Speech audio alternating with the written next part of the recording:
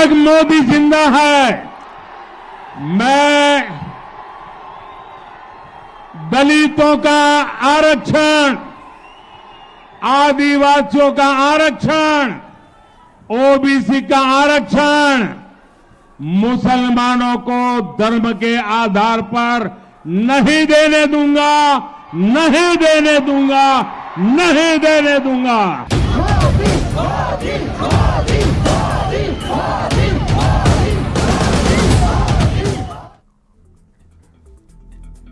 नमस्कार, सुबह के 10 बजने वाले हैं। वक्त है अपना बिहार का। आपके साथ मैं हूं शिप्रा झा।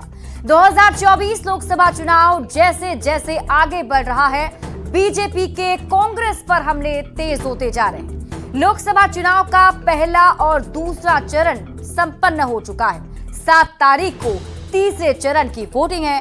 तीसरे चरण की वोटिंग से पहले पीएम मोदी विपक्षी पार्टी खासतौर पर कांग्रेस पर लगातार वार कर रहे हैं। चुनावी सभा में उन्होंने कांग्रेस के घोषणा पत्र पर सवाल खड़े किए और इसके बाद ओबीसी आरक्षण में कटौती, विरासत टैक्स, भाई भतीजावाद, संपत्ति का बंटवारा और मंगलसूत्र जैसे कई मुद्दों का जिक्र कर कांग्रेस को मानो बैकफुट पर ही धकेल दिया है। बीजेपी की ओर से किए जा रहे बैक टू बैक अटैक से कांग्रेस संभल ही नहीं पा रही है। एक बार फिर से पीएम मोदी ने तेलंगाना में जनसभा के संबोधन के दौरान आरक्षण का बड़ा बयान दिया है और कहा कि जीते जी धर्म के आधार पर एसटी, एससी और ओबीसी का आरक्षण छीनकर मुसलमानों को कभी नहीं देने दूंगा। और देखिए, इस दौरान पीएम मोदी ने आरक्षण को लेकर बड़ा बयान दिया और पीएम मोदी ने कहा है कि इंडिया अलायंस के लोग कान खोलकर सुन लें। जब तक मोदी जिंदा है, धर्म के आधार पर एसटी, एससी और ओबीसी का आरक्षण छीनकर मुसलमानों को कभी नहीं देने दूंगा। पीएम मोदी ने क्या कुछ कहा है, आपको दिखाते हैं। कांग्रेस वाले सुन ले, उनके चट्टे बट्टे सुन ले, उनकी पूरी जमात सुन ले। जब तक मोदी जिंदा है,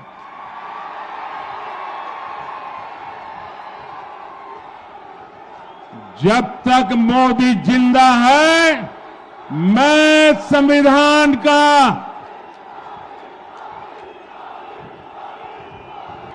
जब तक मोदी जिंदा है, मैं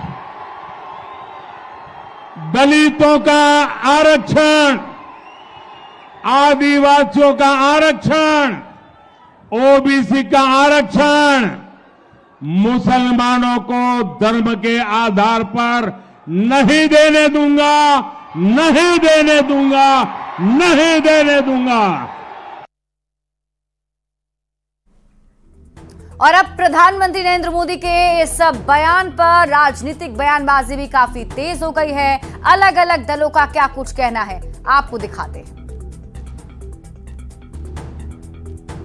कांग्रेस पार्टी के 5 न्याय, सभी की हिस्सेदारी, महिलाओं, किसानों, युवाओं को सशक्तिकरण करने की बात, महंगाई खत्म करने की बात, जन साहूकार का जो मैनिफेस्टो है और जो जिससे प्रभावित होकर जनता के लोग फेज 1 फेज 2 में भाजपा की जमीन नीचे से खिसका दी है, उसको भली भांति देश के प्रधानमंत्री समझ चुके हैं और देश को डाइवर्ट करके बड़गला के वोट लेने का काम करने का सोच रहे हैं। कांग्रेस और उनके शागिर्दों ने तुष्टीकरण की नीति पर चलते हुए न सिर्फ राजनीति को दूषित किया, बल्कि समाज में नफरत के बीज भी बोए। आज कांग्रेस एससी, एसटी, ओबीसी का आरक्षण छीनकर मुसलमानों में बांटने की पुरजोर कोशिश कर रही है, लेकिन पीएम मोदी के रहते ऐसा कभी नहीं हो सकता। धर्म के आधार पर आरक्षण कभी लागू नहीं होने दिया जाएगा। कांग्रेस का बस चलता तो अब तक एससी, एसटी, ओबीसी को मिलने वाला सारा आरक्षण मुसलमानों को दे देती। इंडिया गठबंधन के लोग इस प्रकार से जो देश में काम कर रहे हैं, अगर उनकी सरकार बन जाएगी तो हम अति पिछड़ा एससी, एसटी के लोगों को आरक्षण खत्म करने की दिशा में पहला कदम उठाएगी। इसलिए हम सभी लोगों को सतर्क रहने की आवश्यकता है। महिलाएं सुनना चाहती हैं कि जो यौनाचार और अत्याचार की घटनाओं में भारतीय जनता पार्टी और उनके अलायंस पार्टनर के सांसद, विधायक और नेता शामिल रहे हैं, उस पर कार्रवाई कब होगी। भारतीय जनता पार्टी के नेता इस मामले पर चुप्पी साधे हुए हैं। प्रधानमंत्री जी, आप स्वयं कहते हैं कि 140 करोड़ मेरा परिवार है, तो आप परिवारों के बीच अपने राजनीतिक हित के लिए, अपने राजनीतिक एजेंडे के लिए क्यों विभेद पैदा करना चाहते हैं। कांग्रेस और तुष्टीकरण एक दूसरे के पर्याय हैं। जो संविधान में प्रावधान नहीं है धर्म के आधार पर आरक्षण देने का, कांग्रेस तुष्टीकरण हेतु वो काम करना चाहती है। वो चाहती है कि ओबीसी एससी एसटी का आरक्षण छीनकर एक विशेष वर्ग और समुदाय को दिया जाए। पर याद रखिएगा, और मैं सावधान करना चाहता हूं कि आपके इस कुंठित मानसिकता को एनडीए और विशेष करके मोदी जी कभी सफल नहीं होने देंगे।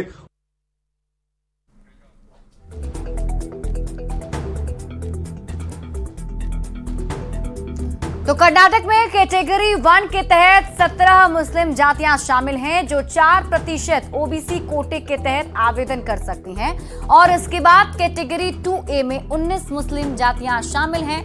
यानी कुल मिलाकर 393 जातियां इस सूची का हिस्सा बन गई हैं, और इसके तहत जो 15% ओबीसी कोटा मिलता है, इसके बाद कैटेगरी 2B के तहत 4% आरक्षण मिलता है, जिसमें मुस्लिम समुदाय की सभी जातियां शामिल हैं। साल 2023 में राज्य के सरकारी पीजी मेडिकल के 930 में से 150 सीट मुस्लिम वर्ग को आरक्षित किया गया है, जो करीब बताया ये जा रहा है कि इस चेंजेस की वजह से ही प्रधानमंत्री नरेंद्र मोदी काफी ज्यादा हमलावर दिख रहे हैं और कांग्रेस पर लगातार हमला बोल रहे हैं, और साथ ही साथ लोगों को ये बता रहे हैं कि अगर कांग्रेस सरकार में आती है तो एससी एसटी का जो आरक्षण है उसे छीनकर मुसलमान समाज को दे दिया जाएगा। और देखिए, सियासी तापमान इसके बाद काफी ज्यादा बढ़ गया है, और तापमान बढ़ने के साथ साथ चुनावी तपिश भी बढ़ती जा रही है। एक बार फिर चुनाव हिंदू और मुस्लिम पर घूम रहा है।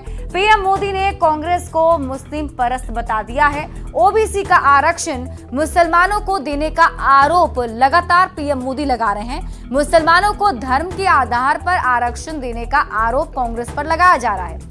ये कहा जा रहा है कि कांग्रेस जो है वो वोट बैंक की राजनीति कर रही है। वंचित जातियों का आरक्षण कम करने का आरोप लगाया जा रहा है, और पीएम मोदी ने कहा कि ओबीसी का जो आरक्षण है वो इनसे छीनकर मुसलमानों को धर्म के आधार पर दे दिया जाएगा। लेकिन साथ ही साथ प्रधानमंत्री नरेंद्र मोदी ने ऐलान कर दिया जनसभा के दरमियान कि मुसलमानों को धर्म के आधार पर आरक्षण नहीं देने दूंगा। दरअसल कांग्रेस सभी मुसलमान जातियों को ओबीसी यानी कि सामाजिक और शैक्षणिक रूप से पिछड़ा बता रही है। कर्नाटक, केरल और आंध्र प्रदेश में उसने विभिन्न समय में तमाम मुसलमानों को ओबीसी में डालकर उनके आरक्षण उन्हें दिया है। अब कर्नाटक में ओबीसी के अंदर कैटेगरी 2B बनाकर सभी मुस्लिम जातियों को आरक्षण दे दिया गया है। कांग्रेस के घोषणा पत्रों में वादा है कि यही काम वो केंद्र के स्तर पर भी करेगी अगर केंद्र में सरकार बन जाती है तो। मुस्लिमों को ओबीसी में शामिल करने के लिए 2004 में कांग्रेस सरकार ने एक आदेश भी जारी किया था। आंध्र प्रदेश में सभी मुस्लिमों को 5% आरक्षण का लाभ मिल रहा है। तो ऐसे में अब ये मामला जो है वो तूल पकड़ता जा रहा है। देखना होगा आगे इस मामले पर कांग्रेस की तरफ से क्या रिएक्शन सामने आता है। और इसी बीच अब रुक कर लेते हैं अगली बड़ी